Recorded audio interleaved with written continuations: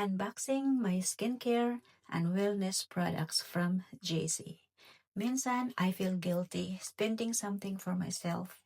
Pero na-realize ko rin na investing in myself, my health, and my confidence is not a waste.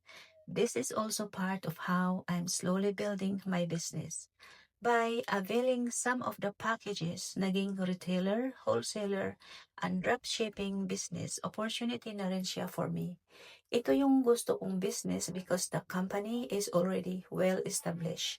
May magandang reputation and many people genuinely love the products because they are part of our daily routine and wellness lifestyle.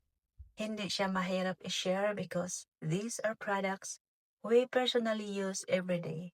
Plus, malaking tulong na hindi mo na kailangang mag-stock ng maraming inventory or mag-ship ng products yourself because the company already handles the shipping and customer orders directly.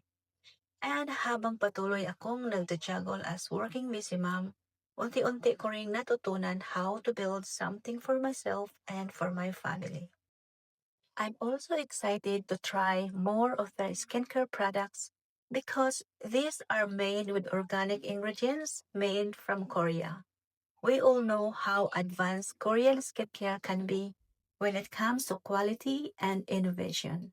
The products are designed to deliver gentle yet effective benefits for different skin types while focusing on daily skincare and self care. Kind Skincare and Kind Cosmetics are formulated with Korean inspired beauty innovation and quality standards, which is why many people are becoming interested in trying them. Slowly, I can already see some changes and I'm enjoying the journey.